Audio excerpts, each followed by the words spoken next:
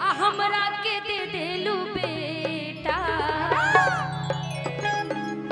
कि बनाई देलू मैया हो अब मुकेश जी के नेता कि बनाई दी कि सैया के दे देलू नौकरी नौकरी नौकरी हमरा के दे देलू बेटा।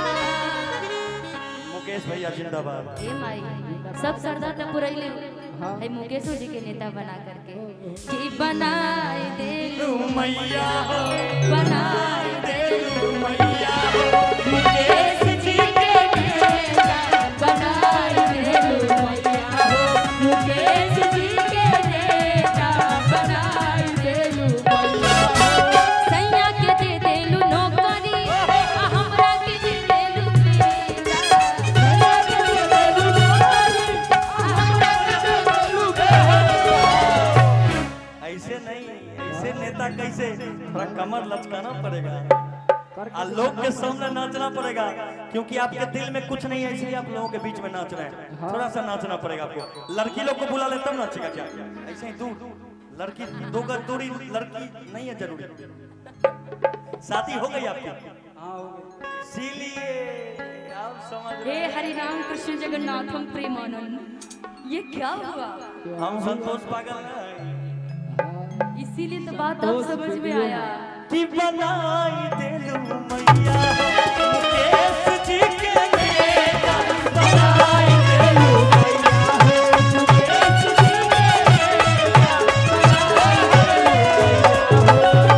थोड़ा नचवाइए तब ऐसे नहीं मजा आएगा आपको। देखिए भजन भजन पे नाच रहे हैं आप कहिएगा तो अनंत पूजा मेला समिति गाना भी भजन है और आपको नेता बनना है तो जनता के दिल में बसना पड़ेगा ना जी।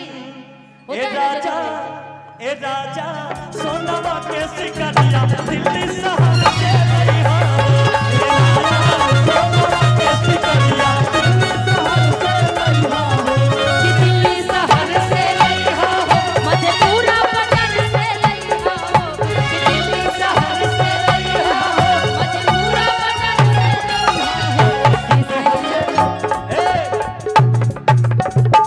कि तोहसे कहेली तोहर में हरिया बतिया चल तू भुलैया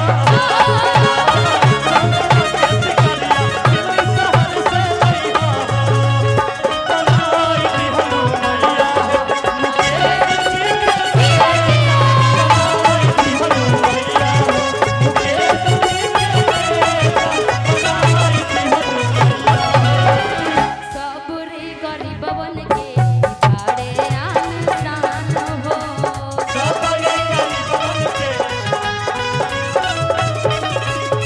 सब रे गरीबवन के यान बान शान हो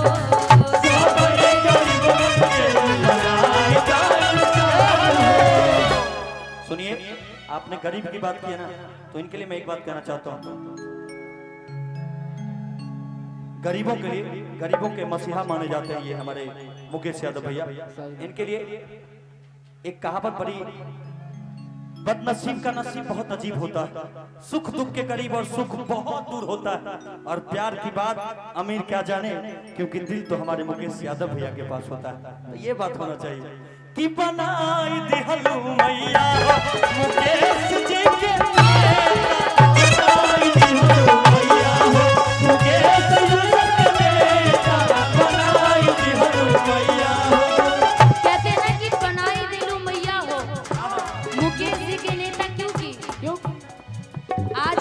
आज जो ये मेहनत मुकेश जी कर रहे हैं जनता के प्रति और जनता जो इनके प्रति प्यार दिखाए। सुन रहे थे कि बहुत पहले थोड़ा ठीक ठाक शरीर था, ये मेला में इतना ना मेहनत की कि दुबले हो गए थोड़ा सा भैया। और मुकेश जी उन सब गरीबों के लिए जो मेहनत करते अच्छा हैं। भाभी किधर है थोड़ा बताइए हमको जल्दी से। नहीं थोड़ा भाभी को दिखाइए किधर है भाभी, जल्दी से।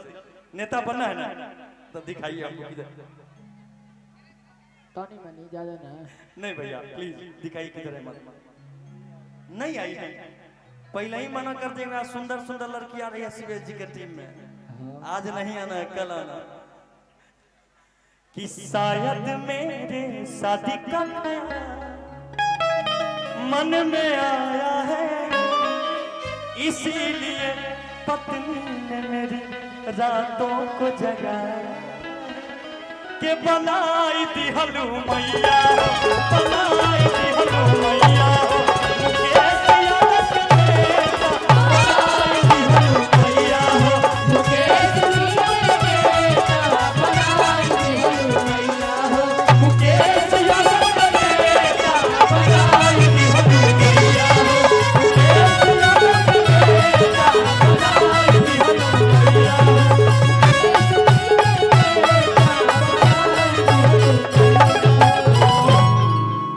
सैया के दे देलू नौकरी, नौकरी नौकरी आ हमरा के दे देलू बे, की बनाई दी हलू मैया, कि मुकेश यादव के नेता बनाई देलू। हमको लग रहा है नेता नहीं, ये पुलिस वाले ज्यादा हैं, ये तब से इसे खड़े हैं, हैंडसम होके खड़े हैं, लगता है पुलिस में भर्ती होना चाहते हैं। डिसिप्लिन में हाँ जी, कि जैसन सोचले रहनी मुकेश यादव मोर,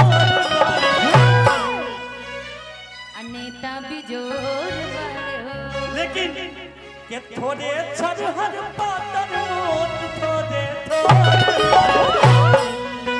अब फौजी से कमजोर नहीं डांस करिएगा तब तो हम लोग तो भाई बोलेंगे ही। बोलने का ना पैसा लिए हम लोग। हाँ, लेकिन आप हम लोग को कुछ इनाम उनाम नहीं दिए उतनी देर से मुकेश जी। कि दिल पे लगा चोट तो मुकेश भैया के जेब से निकला 500 का नोट।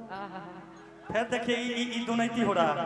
ये जानते मुझे मेकअप खरीदना होता है सामान ना। देख लीजिए ये गलती हुआ ना, 500 हमको उधर उतना, ये तो गलत बात है, हम भी पहली बार बोल रहे हैं। अब समझ गए दाल में कुछ काला जरूर खुश है। हुए हम संतोष पागल ना है ना ई प्यार कल है परसों के कायल न रहे, भुला गइला ऐसे जैसे भाई।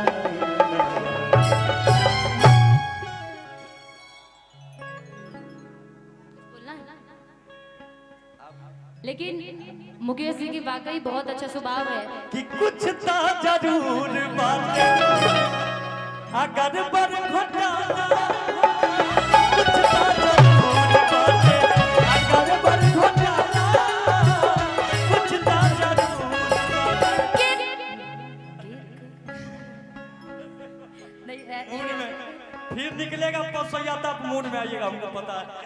निशा जी, निशा जी, मुकेश भैया, मुकेश यादव जी जेब में हाथ डालिए जजमान, अब पसैया निकालिए जजमान। के करा से पूछी, के करा से पूछी, के करा से पूछी, के करा से पूछी, के बहाला कुछ ता जरूर बाटे, कुछ ता जरूर बाटे, दाल में काला, कुछ ता जरूर बाटे, दाल में काला, कुछ ता जरूर बाटे। अब भैया को फुर्सत कर दीजिए, पूरा मेला को देखना पड़ता है इनको। लेकिन जो आप मेहनत कर रहे हैं ना, ये वाकई हम सब प्राउड कर रहे हैं, क्योंकि हम कलाकारों की हुई जो हमें ये लोग देखते हैं यूट्यूब के माध्यम से, जिसों दिन हम लोग मेहनत करते, लोग तो कहते हैं कह रहे देखो फलना बहुत कमा रहा है, शिवेश बहुत पैसा कमा रहा है, निशा बहुत पैसा कमा रहा है, लेकिन उसके पीछे मेहनत कितनी होती है रात रात ये भर, जनता जनार्दन ही जानता है। और रात आप रात लोग भर एक पैर पर आप खड़ा होकर प्रोग्राम करती हैं। एक पैर पे खड़े होकर के जब मुझे गोली लगी थी उसके बाद भी मुझे याद है वो समय, 3-4 महीने बाद जब हम लोग कंटिन्यू कार्यक्रम किए थे शिवेश जी, और वाकई मैं तो इतना ही जानती हूँ कि जितने भी यहाँ पे श्रोतागण आए हैं ना, आप सब लोग मेहनत करिए और मेहनत एक दिन जरूर रंग लाता है। बिल्कुल। क्योंकि एक गाना है ना, कोट देना भैया, हाँ, कि चैन मिले जो कुटिया में, कुटिया कि वो न महल न कोठी में, कि चैन मिले जो कुटिया में, कि वो न महल न कोठी में, मुकेश कि जरा खा के देखो बड़ा मजा ये मेहनत की रोटी कि जरा खा के देखो बड़ा मजा मेहनत की आज जितने देर हम लोग मंच पर हैं उतने देर हम सब लोग भीग चुके हैं कलाकार ना जी, लेकिन पूरी कोशिश है कि हम कलाकार आप सबका दिल जीत कर कैसे जाएं कि कल जब अपने अपने घर जाएं तो आप लोग भैया जाना चाहते हैं, गला मिला लीजिए थोड़ा पर। कि चैन मिले जो कुटिया में, चैन मिले जो कुटिया महल न कोठी में, चैन मिले जो कुटिया महल न कोठी में, जरा खा के देखो बड़ा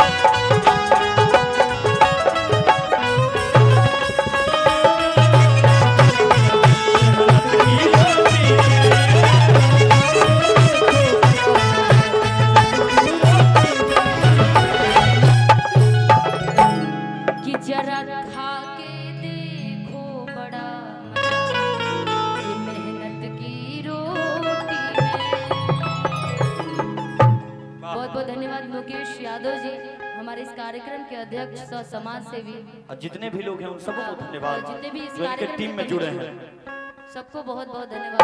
हम चाहेंगे नृत्यांगनाएं